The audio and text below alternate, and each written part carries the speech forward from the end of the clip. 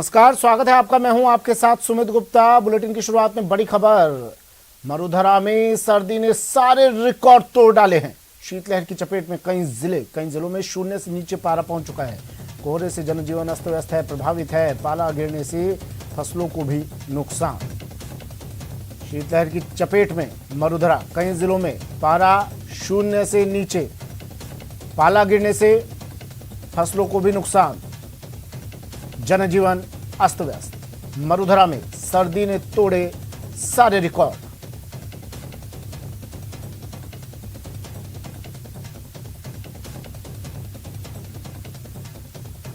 तो इस बार राजस्थान में कड़ाके की ठंड प्रचंड, और इस कड़ाके की सर्दी से लोग परेशान हलकान। घरों से निकल नहीं रहे लोग।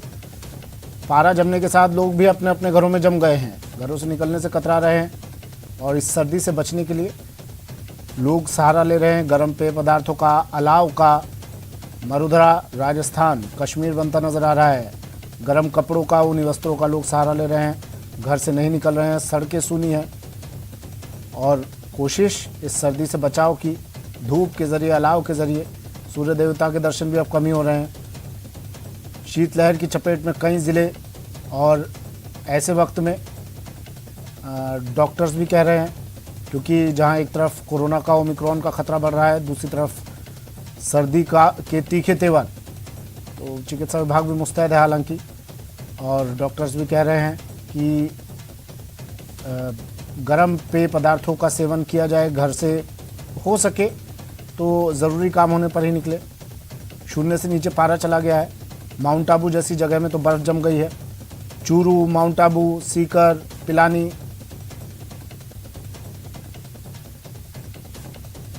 किसानों की फसलें भी चौपट। पाला गिरने से फसलें तबाह हो गई हैं। मुख्यमंत्री ने भी ट्वीट किया था कि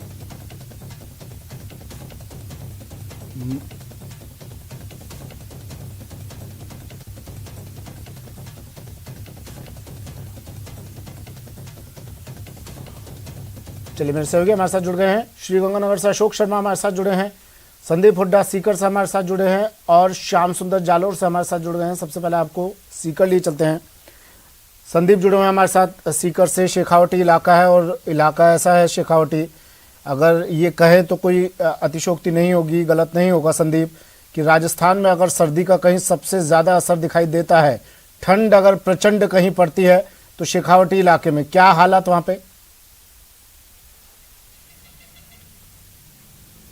जी बिल्कुल, देखिए सुमित, आप सही कह रहे हैं कि सबसे ज्यादा ठंडा पिछले कुछ समय से सीकर जिला, सीकर का फतेहपुर और शेखावाटी का जो आसपास का इलाका है वो रहा है। लेकिन पिछले 2 दिन से अगर बात की जाए तो हल्की सी राहत जरूर मिली है।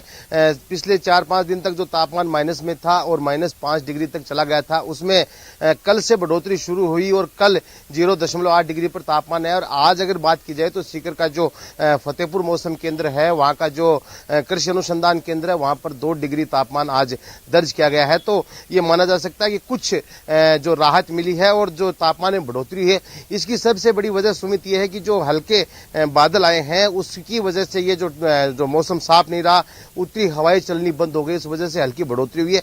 तो थोड़ी राहत तो कही जा सकती है, लेकिन अभी कुछ नहीं कहा जा सकता, क्योंकि मौसम के जो जानकार हैं उनका कहना है कि अगर मौसम फिर से साफ हुआ तो फिर से तापमान माइनस में जाएगा, और अगर इसी तरह से बादल छाए रहे और हल्की और बढ़ोतरी हुई तो उसके बाद जो मावट है उसका भी जो है मावट भी हो सकती है। तो अभी जो पिछले 2 दिन से थोड़ी राहत जरूर है, लेकिन इससे पहले बहुत ज्यादा नुकसान सुमित हो चुका है, खासतौर पर किसानों को, क्योंकि 3-4 दिन तक जो लगातार जो पारा है वो माइनस में रहा, उसकी वजह से फसलें जो है वो पूरी तरह से चौपट हो चुकी हैं, और जो फसलें एक बार पाला गिरने से जल चुकी हैं उनका अब फिर से खड़ा हो पाना मुश्किल है। जी सुमित। ठीक है, श्रीगंगानगर लिए चलते हैं। अशोक जुड़े हुए हैं हमारे साथ श्रीगंगानगर से। अशोक, तापमान में गिरावट, और अब तो ये कहा जा रहा है कि 20 साल का रिकॉर्ड तोड़ दिया है सर्दी ने राजस्थान में। क्या हालत श्रीगंगानगर के, लोग किस तरह से जतन करते नजर आ रहे हैं इस सर्दी से बचने के लिए? जमाव बिंदु तक पहुंच गया है पारा। किसानों के क्या हाल, छोटे बच्चे, मजदूर वर्ग, बुजुर्ग?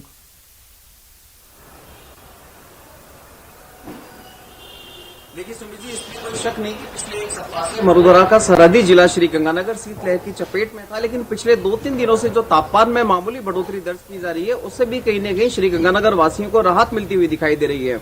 यदि हम आज रात की न्यूनतम तापमान की बात करें तो 7.4 डिग्री सेल्सियस दर्ज किया गया है, जो कल रात के मुकाबले 2.1 डिग्री सेल्सियस ज्यादा था, जिसका असर आज श्री गंगानगर वासियों को रात में महसूस भी हुआ। तेज ठंड से और गलन भरी ठंड से थोड़ी सी राहत मिलती हुई भी दिखाई दे रही थी।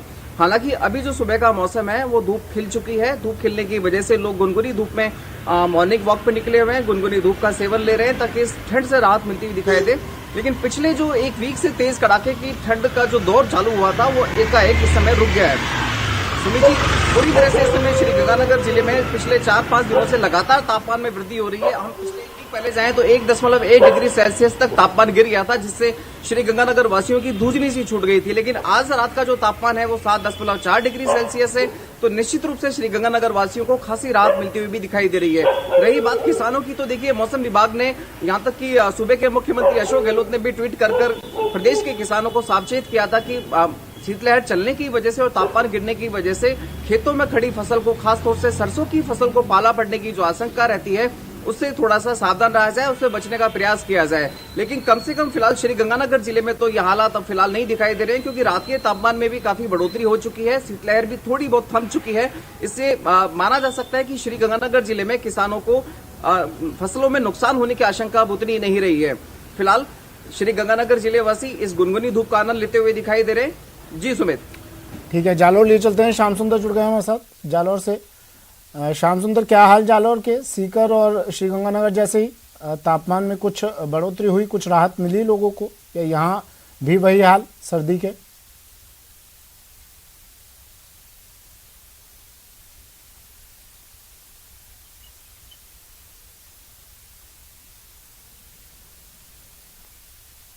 श्याम सुंदर, क्योंकि अमूमन जालोर जिले में जो है सर्दी का सितम कम ही देखने को मिलता है, लेकिन पिछले 10 सालों बाद में जो है ये सर्दी का सितम इस बार देखने को मिला है। ऐसे में किसानों के खेतों में खड़ी फसलें भी अब जो है पाला पड़ने के आसार है। मैं खेत में खड़ा हूँ जहाँ पर सवेरे से जो है यहाँ पर हल्की चादर है, बर्फ की साफ तौर से दिखाई दे रही थी, और इससे अंदाजा लगाया जा सकता है कि किसानों में जो खेतों में खड़ी फसलें हैं उनको भी खासा नुकसान पहुंचाया जा रहा है। सुमित, जिस तरीके से उत्तर भारत में चल रही बर्फीली हवा और बर्फबारी की वजह से जो है इस बार ये सर्दी का सितम है वो जालोर में साफ तौर से दिखाई दे रहा है। तो भाई मौसम विभाग का कहना है कि आज से जो है सर्दी का सितम धीरे धीरे कम पड़ेगा और प्रदेश भर में जो है सर्दी जो है अब धीरे पड़ेगी। तो वहीं दूसरी ओर किसानों के चेहरे पे साफ तौर से यही चिंता की लकीर दिखाई दे रही है कि अगर इस तरीके से जो सर्दी का जो सितम रहा लगातार, तो खेतों में खड़ी फसलें, सरसों सहित सोया सहित अन्य प्रकार की जो फसलें हैं उन पर खतरा मंडरा रहा है। इसको लेकर किसान अपने स्तर पर सिंचाई कर रहे हैं, फसलों को पानी दे रहे हैं ताकि पाले का असर है वो कम दिखे। और दूसरी ओर शहरों की बात करें तो शहरों में अलाव ताप करके है लोग सर्दी से निजात पाने के लिए प्रयास कर रहे हैं। वही मौसम विभाग का यही कहना है कि 2015 के बाद जो है अब इस जो 2021 में जालोर जिले में पारा 4 डिग्री तक पहुंचा है। तो वहीं साफ तौर से जो है सवेरे से दिनचर्या में ऑफिस कार्यों में जाने वाले लोगों की भी दिनचर्या गड़बड़ाई हुई है, क्योंकि सवेरे से जो लोग पहुंचते थे वो भी अब देरी से पहुंच रहे हैं। जी सुमित। ठीक है, सिरोही ले चलते हैं। प्रतीक सोलंकी हमारे साथ जुड़े हुए हैं सिरोही से। प्रतीक, सिरोही पर्यटक स्थल भी है और यहाँ की सर्दी की तो खैर चर्चे हैं, बाहर से लोग आते हैं यहाँ पर सर्दी का लुत्फ लेने के लिए, ठंड का लुत्फ लेने के लिए। अगर पिछले साल की बात करें, पिछले साल से तुलना करें इस बार की, क्या असर यहाँ पर सर्दी का लोगों पर, जनजीवन पर? सुमित, बिल्कुल बताना चाहूंगा, यानी कि राजस्थान का कश्मीर कहलाने वाला माउंट आबू जो है इस बार जो है सर्दी के आगोश में पिछले 5 साल के रिकॉर्ड इस सर्दी ने तोड़ दिए हैं। मैदानी इलाकों में गुरु शिखर और ओरिया में तापमान जो है माइनस में चला गया है, और इस तापमान का आनंद उठाने के लिए पर्यटक जो है यहाँ पर दिन ब दिन आते आ रहे हैं। वहीं कल की बात की जाए तो कल माउंट आबू में 3000 से ज्यादा पर्यटक ने एंट्री की है। इस गुलाबी सर्दी के मौसम में लुप्त लगातार जो है जो पर्यटक जो है लुप्त उठा रहे हैं। कहीं ना कहीं देखा जाए तो ये जो सर्दी जो है इस बार की सर्दी यानी कि आने वाले शरद महोत्सव को लेकर कई जो है पर्यटक व्यवसाय को भी बढ़ावा देगी। लेकिन कहीं ना कहीं देखा जाए तो मैदानी इलाके में कल सुबह से बर्फ जमी हुई साफ तौर से नजर आ रही है। और वहीं अगर बात की जाए किसानों की, तो गेहूं की फसल के लिए ये जो सर्दी जो है कहीं अच्छी मानी जाती है, जिससे किसानों के कई चेहरे भी खिले हुए साफ तौर से नजर आ रहे हैं। और वहीं अगर बात की जाए लोगों की दिनचर्या की, तो लोगों की दिनचर्या जो है इस कड़ाके की सर्दी के आगे बिगड़ गई है, क्योंकि जिस प्रकार जब सूरज की किरणें निकलती है तो लोगों की दिनचर्या की शुरुआत होती है, जिससे कहीं ना कहीं लोग जो है इस सर्दी का कहीं जिनकी दिनचर्या पर काफी ठीक, शुक्रिया आप चारों का तमाम जानकारी के लिए। मेरे सहयोगी जुड़े, देखिए प्रदेश भर के हालात से अवगत कराया, आपको तस्वीरें दिखाई। हालांकि कुछ जगहों पर राहत है सर्दी में, लेकिन फिर भी लोग अभी इस सर्दी से बचने के जतन करते हुए नजर आ रहे हैं। पिछले कई जगह पर पिछले 10 सालों का रिकॉर्ड इस सर्दी ने तोड़ दिया है। बढ़ते हैं अगली खबर की ओर। बड़ी खबर है, प्रदेश में आयकर विभाग की बड़ी कार्रवाई। जयपुर सहित कई शहरों में इनकम टैक्स रेड। होटल कारोबार से जुड़े कारोबारियों पर ही छापे मारे गए। इलेक्ट्रॉनिक्स कारोबारियों पर भी छापेमारी की गई। जयपुर के सीतापुरा, आदर्श नगर, नेहरू बाजार सहित व्यवसायी के आवास और प्रतिष्ठानों पर आयकर टीम के छापे। बड़ी पैमाने पर काली कमाई हो सकती है उजागर।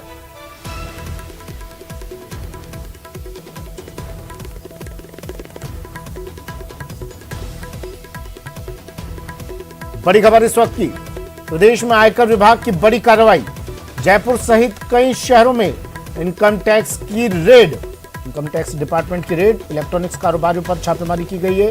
सीतापुरा, आदर्श नगर, नेहरू बाजार सहित व्यवसायियों के आवास और प्रतिष्ठानों पर आयकर टीम के छापे पड़े हैं। होटल कारोबार से जुड़े कारोबारियों पर भी छापेमारी की गई। बड़े पैमाने पर संभावना जताई जा रही है कि बड़े पैमाने पर काली कमाई उजागर हो सकती है। होटल कारोबारियों और इलेक्ट्रॉनिक्स कारोबारियों पर छापेमारी, बड़ी कार्रवाई, बड़ी खबर।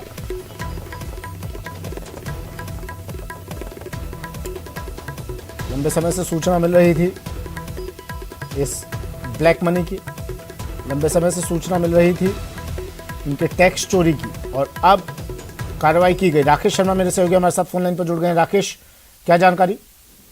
बिल्कुल, देखिए ये एक बहुत बड़ा ग्रुप है जो खासतौर पर जो ये इलेक्ट्रॉनिक उपकरण होते हैं, जिसमें बिजली के स्विच है और जो तमाम बिजली के उपकरण है, वो निर्माण कार्य करने वाली ये फर्म है। वीटो इस जो नाम से उत्पाद ये ग्रुप बनाता है, और इसके कई होटल राजधानी जयपुर और उसके आसपास हैं।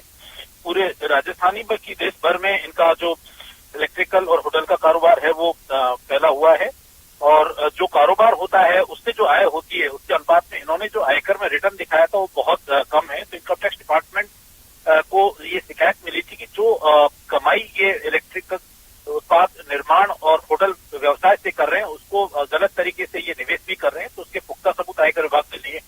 उसके बाद इस छापे की कार्रवाई की है। छापे की कार्रवाई जयपुर, जोधपुर और अजमेर के साथ साथ कई शहरों में और कई राज्यों में ये चल रही है। चूंकि कार्रवाई अभी शुरुआती दौर में है, जैसे जैसे आगे बढ़ेगी इसमें कई बड़े चौंकाने वाले खुलासे सामने आ सकते हैं। किस किस जगह पर, कि आपने बताया होटल और इलेक्ट्रॉनिक्स कारोबारियों पर छापेमारी की गई, इनके अलावा भी किसी पर ही कार्रवाई की गई, या इन दोनों ही कारोबार से जुड़े कारोबारियों पर ही कार्रवाई की गई, और किस किस जगह पर ये कार्रवाई हुई जयपुर के अलावा? बिल्कुल, ये जो कार्रवाई है जयपुर में कई जगह पर चलती है। सीतापुरा औद्योगिक क्षेत्र में इनकी बड़े पैमाने पर जो इलेक्ट्रिक उत्पाद निर्माण की इकाइयां हैं उन इंडस्ट्रीज पर इनकम टैक्स की टीमें पहुंची हैं। इनके गोदाम हैं जो आदर्श नगर है, इसके अलावा इसके आसपास जो वहां कई बड़े बड़े गोदाम है जहां पर ये उत्पाद रखे हुए हैं। जो होटल हैं उन पर भी कार्रवाई चल रही है। ये कार्रवाई। शुक्रिया राकेश तमाम जानकारी के लिए।